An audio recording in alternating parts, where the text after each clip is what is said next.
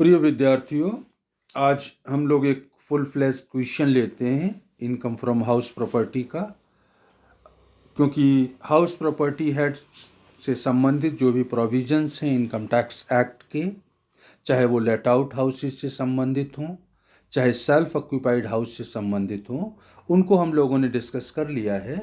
तो आज एक क्वेश्चन के माध्यम से सारे प्रोविजंस को समझने का प्रयास करते हैं।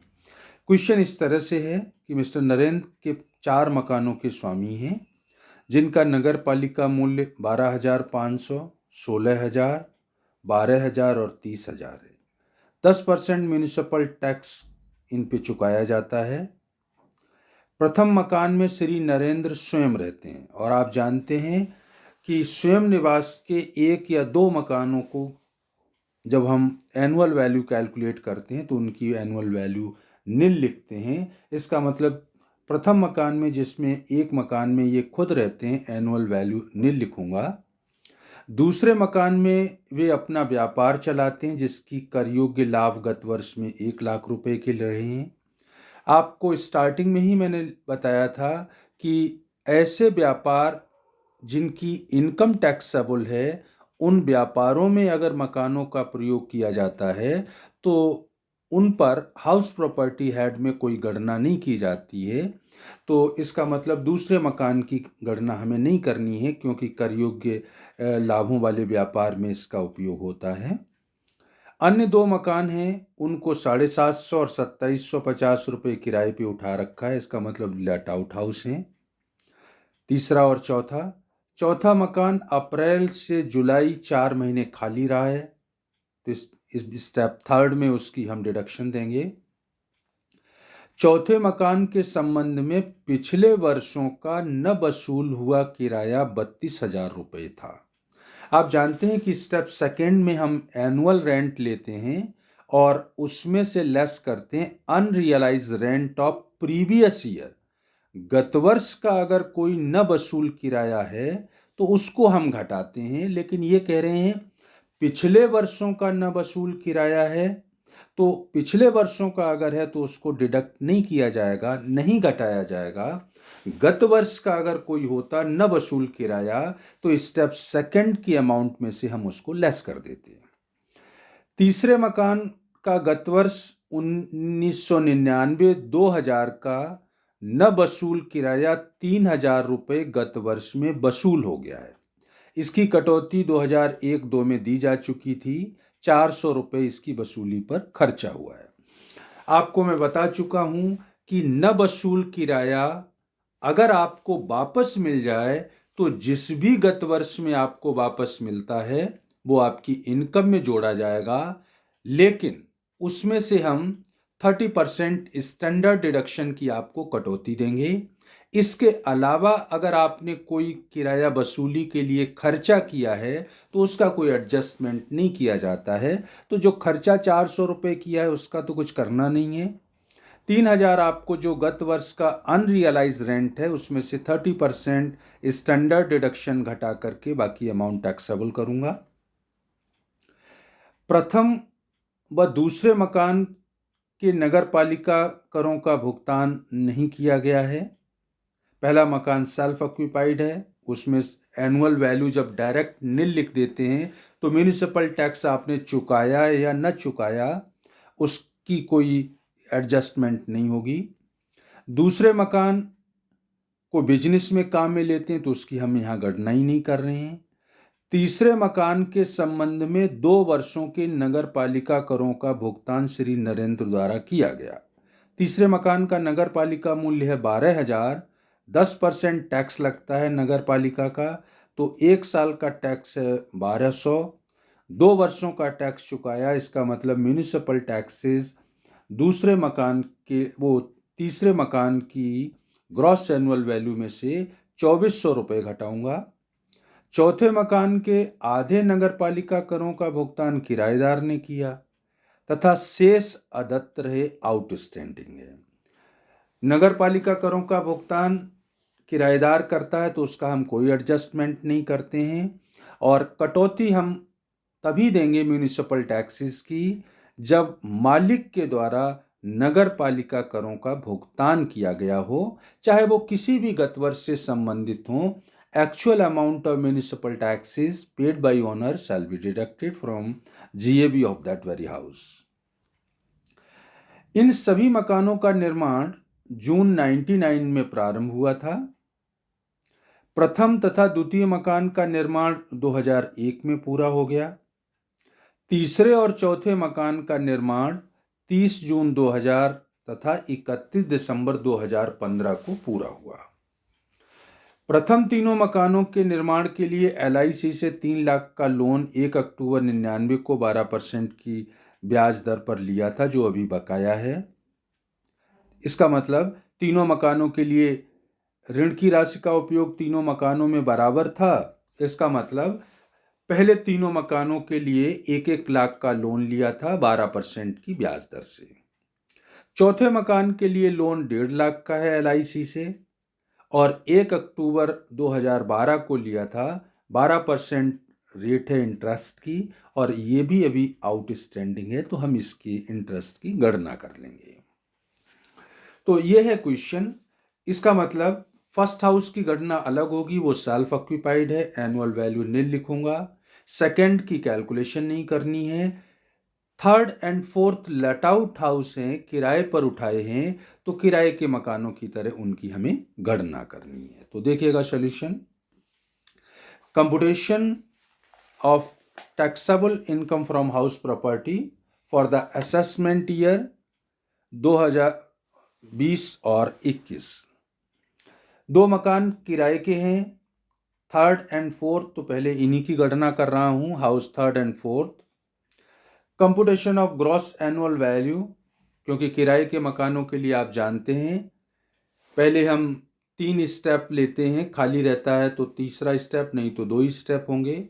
GAB निकालेंगे, GAB में से लेस कर देंगे म्यूनिसिपल टैक्स, एनुअल वैल्यू आ जाएगी। एनुअल वैल्यू में से स्टैंडर्ड डिडक्शन और इंटरेस्ट ऑन लोन को घटा करके टैक्सेबल इनकम आ जाएगी। तो स्टेप फर्स्ट में आप जानते हैं रूल है अपना, वो रूल यहाँ पे बार बार आपको लिखना पड़ेगा जब भी आप क्वेश्चन करेंगे। म्यूनिसिपल वैल्यू और फेयर रेंट दोनों में से जो ज़्यादा हो, लेकिन स्टैंडर्ड रेंट से ज़्यादा नहीं लेना है। क्वेश्चन में स्टैंडर्ड रेंट नहीं दे रखा है, म्यूनिसिपल रेंट दे रखा है और फेयर रेंट नहीं दे रखा है। इसका मतलब जो म्यूनिसिपल वैल्यू है वही स्टेप फर्स्ट की वैल्यू हो गई और वो तीसरे और चौथे मकान का नगर पालिका मूल्य बताया हुआ है 12,000 और 30,000। तो स्टेप फर्स्ट में आपने 12,000 और 30,000 लिख दिया। दूसरे स्टेप में आप लिखा करते हैं एनुअल रेंट रिसीव्ड और रिसीवेबल, लेस कीजिएगा unrealised rent of previous year, पूरे साल का प्राप्त या प्राप्य किराया माइनस कीजिए गत वर्ष का न वसूल किराया। तो गत वर्ष का कोई न वसूल किराया क्वेश्चन में आपको नहीं दिया गया है, तो उसका घटाना नहीं है कुछ भी। एनुअल रेंट लेना है, साल का किराया। तो पहला मकान का किराया है 750 रुपये, मीन्स थर्ड मकान का, तो 750 इंटू 12 करूंगा तो 9,000 हो गया। चौथे मकान का प्रतिमाह किराया है 2750, 12 से मल्टीप्लाई किया तो आ गया 33,000। अनरियलाइज रेंट नहीं है, तो जो एनुअल रेंट है वही स्टेप सेकंड की वैल्यू हो गई। मकान चूंकि खाली रहा है तो आप जानते हैं कि स्टेप फर्स्ट एंड सेकंड में जो हायर अमाउंट होती है वो बेस वैल्यू कहलाती है for calculation of step thirds value. तो बेस वैल्यू स्टेप थर्ड में आ गई। फर्स्ट सेकंड स्टेप में थर्ड हाउस के लिए वैल्यू है 12,000 और 9,000, तो 12,000 ज़्यादा है वो ले लिया। 30 और 33 में जो ज़्यादा है वो आपने 33,000 ले लिया। अब बेस वैल्यू में से लेस किया जाता है रेंट ऑफ वैकेंसी पीरियड, खाली रहने की अवधि का किराया। तो थर्ड मकान तो खाली रहा ही नहीं है, तो उसके नीचे तो डैश लगा दूंगा। चौथा मकान 4 महीने खाली रहा है, 1 महीने का किराया है 2750, 4 महीने का हो गया 11,000, तो 11,000 जब आपने घटा दिया 33,000 में से तो बैलेंस आ गया 22,000। अब ये जो वैल्यू 12,000 और 22,000 है, इसको आप जानते हैं, हम लिखते हैं gross annual value, GAV। Gross annual value में से लेस किया जाता है municipal taxes paid by owner. तो आपने देखा था तीसरे मकान का 2 वर्ष का नगर पालिका कर मालिक ने चुकाया है 1,200, 1 साल का, 2 साल का 2,400। चौथे मकान का आधा किराएदार ने चुकाया, आधा आउटस्टैंडिंग है, मतलब मालिक ने कुछ नहीं चुकाया, तो डैश लगा दिया। बैलेंस आ गया एनुअल वैल्यू, वार्षिक मूल्य। और वार्षिक मूल्य में से हमने पढ़ा है कि 2 कटौतियां अलाउ करते हैं हम। एक तो करते हैं standard deduction at the rate of 30%। तो तीसरे मकान की स्टैंडर्ड डिडक्शन 9,600 का 30% निकालेंगे तो वो आ गया 2,880। चौथे मकान की एनुअल वैल्यू है 22,000, 22,000 का 30% निकाला तो 6,600 हो गया। दूसरी कटौती किराए के मकानों के लिए थी interest on loan. Interest on loan आपने क्वेश्चन में देखा था कि पहले 3 मकानों के लिए 1-1 लाख का ऋण का प्रयोग किया गया है और ब्याज की दर 12% है। तो तीसरे मकान के लिए भी लोन 1 लाख का था, 12% ब्याज की दर है, तो इसका मतलब ब्याज कितना बन गया, 12,000। ये मकान जो तीसरा था वो कंप्लीट हो गया था, क्वेश्चन में आपने देखा था 2000 में। आपने एक पॉइंट पढ़ा था कि अगर लोन पहले ले लें और मकान उसके अगले वर्षों में जाकर के कंप्लीट होता है, तो कंप्लीट होने से पहले तक का जो ब्याज होता है, जिसको बोला जाता है interest of pre construction period, निर्माण से पूर्व का ब्याज, उसकी हम कटौती आपको 5 वर्षों में बराबर बांट के देते हैं। जिस वर्ष में मकान पूर्ण होता है उससे स्टार्ट करके अगले 5 वर्षों में। तो तीसरा मकान पूरा हो गया था 2000 में ही, तो अगर निर्माण से पहले का कोई ब्याज होगा तो उसकी कटौती आपको दी जा चुकी होगी, क्योंकि 5 वर्ष का वो पीरियड निकल चुका है। चौथा मकान जो है वो आप कह रहे हैं कि पूर्ण कब हुआ है, दिसंबर 15 में। दिसंबर 15 का मतलब है ईयर कौन सा चल रहा था, 15-16। तो इस मकान के लिए निर्माण से पहले की जो ब्याज की कटौती है वो पहली बार स्वीकृत की गई होगी जिस ईयर में मकान पूरा हुआ है, 15-16 में, और 4 साल आगे देनी है, टोटल 5 साल की होती है। तो 15-16, 16-17, 17-18, 18-19 और 19-20। अपन जो कैलकुलेशन करते हैं वो 19-20 की इनकम लेकर के कर रहे हैं। तो इसका मतलब चौथे मकान के लिए अगर कोई कंप्लीट होने से पहले का ब्याज है तो उसकी 1/5 कटौती इस वर्ष में भी स्वीकृत की जाएगी, क्योंकि वो 5वां वर्ष अभी है। करंट ईयर का जो ब्याज होता है उसकी कटौती तो देनी ही होती है। तो तीसरे मकान का तो चूंकि टाइम 2000 में बन गया था, वो 5 साल का निकल चुका, प्री कंस्ट्रक्शन पीरियड का कोई ब्याज नहीं होगा, करंट ईयर का ही ब्याज होगा। तो इसलिए तीसरे मकान के लिए इंटरेस्ट ऑन लोन 1 लाख का लोन है, 12% रेट है, तो 12,000 हो गया। चौथे मकान के लिए जो इंटरेस्ट है उसकी गणना आपको मैं वर्किंग नोट में दिखा रहा हूं, इस तरह से आप समझिएगा। Interest on loan for 4th house, मकान कंप्लीट कब हुआ, 31 दिसंबर 2015 को। इनकम टैक्स में ईयर स्टार्ट होता है अप्रैल से और मार्च में एंड होता है। इसका मतलब ईयर कौन सा उस समय चल रहा था, 2015 और 16। तो 15-16 में पूर्ण हुआ। निर्माण से पहले का जो ब्याज है उसकी कटौती देने का नियम मैंने आपको बताया था। नियम ये था, जिस गत वर्ष में मकान पूर्ण हो, किस गत वर्ष में हो रहा है, 15-16 में, इससे ठीक पहले की 31 मार्च। तो 15-16 का मतलब है 1 अप्रैल 15 से 31 मार्च 16। इससे ठीक पहले की 31 मार्च कौन सी होगी? 31 मार्च 15।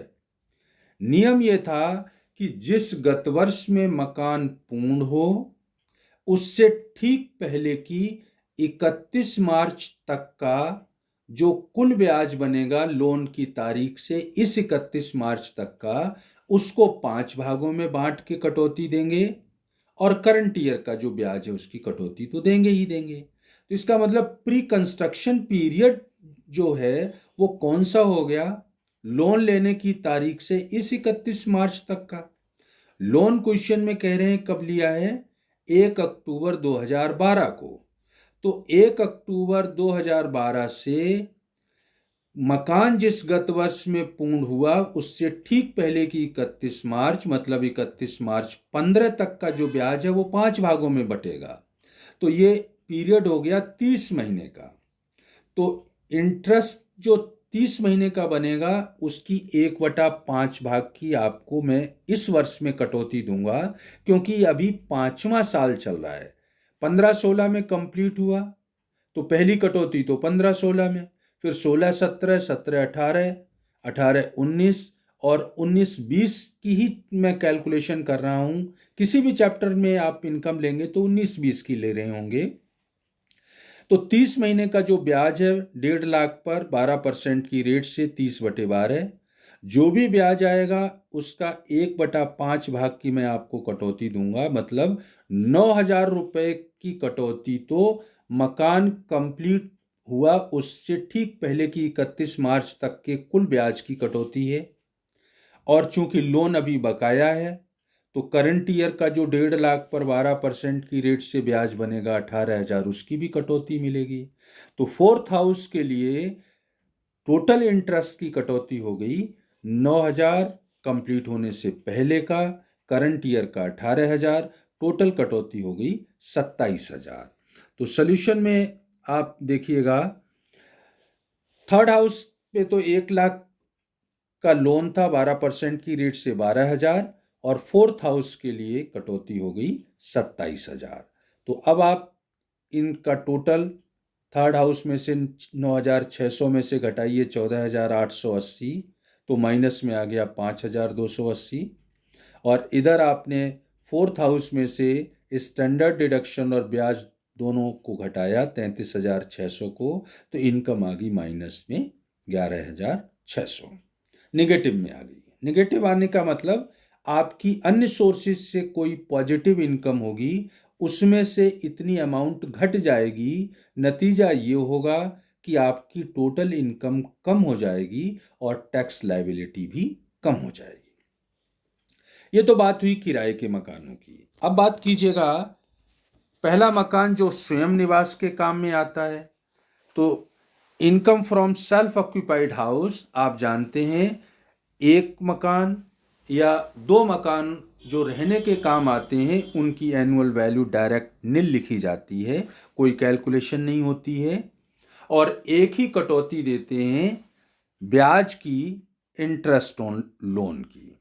उसके लिए लिमिट थी कि अगर आपने मार्च 99 तक लोन ले लिया है तो अधिकतम कटौती 30,000, मार्च 99 के बाद अगर लोन लिया है तो 2 लाख की कटौती देंगे। कंडीशन ये कि मकान को खरीदने या बनाने के लिए लोन लिया हो, जिस गत वर्ष में लोन लिया है उसकी समाप्ति से अगले 5 वर्षों में आपने मकान का काम पूर्ण कर लिया हो।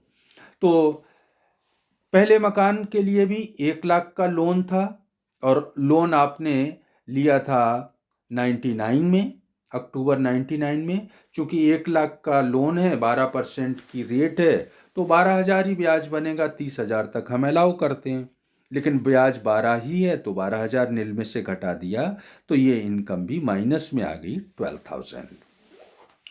क्वेश्चन में एक पॉइंट और था कि पिछले गत वर्षों में आपको 99-2000 में 3,000 रुपये की कटौती दे दी थी न वसूल किराए की, और वो अब आपको वापस मिल गया है। वापस मिल गया तो हम जानते हैं जिस गत वर्ष में आपको न वसूल किराया प्राप्त होगा वो उस वर्ष की इनकम माना जाएगा हाउस प्रॉपर्टी की, लेकिन उसमें से 30% स्टैंडर्ड डिडक्शन देने का नियम है। तो रिकवरी ऑफ अनरियलाइज रेंट देखिए 3000, लेस किया standard deduction at the rate of 30%, 900, taxable income from unrealised rent आ गई 2100। अब चूंकि टैक्स लगाने के लिए हाउस प्रॉपर्टी हेड की मुझे टोटल इनकम लेनी होगी, जितने भी मकान हैं सबकी इनकम को जोड़ना होगा, क्योंकि टैक्स लगाने के लिए एज ए होल इनकम आप लेंगे हाउस प्रॉपर्टी की, तो जितने भी मकान हैं उन सबकी इनकम को अब जोड़ लीजिए। तो taxable income from house property third मकान की माइनस में 5280, फोर्थ की माइनस में 11600, फर्स्ट की माइनस में 12000 और अनरियलाइज रेंट की रिकवरी हुई है 2100। इन सबको जोड़ दिया तो माइनस में आ गई इनकम 26,700 रुपये, 780 रुपये। अब सपोज अगर आपकी सैलरी की इनकम है या हाउस बिजनेस की इनकम है या और अन्य कोई इनकम है, तो वहां पर हम इनको सेट ऑफ कर लेंगे, आपकी टैक्स लायबिलिटी कम हो जाएगी क्योंकि ये अमाउंट उसमें से घट जाएगी। क्वेश्चन के लिए जो मैं बोल रहा था वो वर्किंग नोट आपको एक बार रीडिंग लगा के सुना देता हूँ। फर्स्ट वर्किंग नोट है, if any house property is used by assessee for his own business, अपने बिजनेस के लिए प्रॉपर्टी का प्रयोग किया जाता है, then the notional income of such house is not taxable under the head income from house property. Business में काम में लेते हैं, इसलिए उस मकान की जो नोशनल इनकम है वो हाउस प्रॉपर्टी हेड में गणना नहीं की जाती है, इसलिए जो सेकंड हाउस है उसकी गणना नहीं की गई है।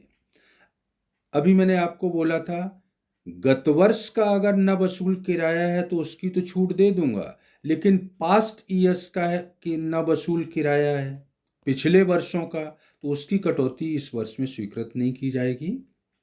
Recovery of unrealised rent allowed as deduction in past year, न वसूल किराया जिसकी कटौती पहले आपको दे दी गई थी, is taxable now under this head, अगर वसूल होता है तो टैक्सेबल होगा, लेकिन 30% उसमें से हम स्टैंडर्ड डिडक्शन दे देंगे, लेकिन अगर कोई खर्चा आपने किया है तो उसकी हम कटौती स्वीकृत नहीं करते हैं। इंटरेस्ट के बारे में, deduction in respect of interest on loan, first house के लिए 1 लाख का लोन है, 12% की रेट से 12,000 ब्याज हो गया। थर्ड हाउस के लिए भी 1 लाख का लोन है, 12% की रेट से 12,000 ब्याज हो गया। फोर्थ हाउस के लिए करंट ईयर का ब्याज तो 18,000 है ही है, और कंप्लीट होने से पहले का जो कुल ब्याज है उसका 1/5 भाग की भी अतिरिक्त कटौती मिलेगी, तो 18 और 9 27,000 रुपये हमने आपको उसकी कटौती स्वीकृत कर दी। तो इस तरह से ये अपना जो क्वेश्चन था हाउस प्रॉपर्टी का फुल फ्लैश्ड क्वेश्चन था, जिसमें जो भी प्रोविजंस हमने पढ़े हैं वो लगभग सारे सम्मिलित हो गए हैं। तो आप लोग अब इससे संबंधित जो भी एग्जाम्पल्स आपकी बुक में हैं, क्वेश्चंस हैं, उनको पढ़िएगा, समझने का प्रयास कीजिए। कोई डाउट होगा तो फिर आगे डिस्कस किया जाएगा। Thank you.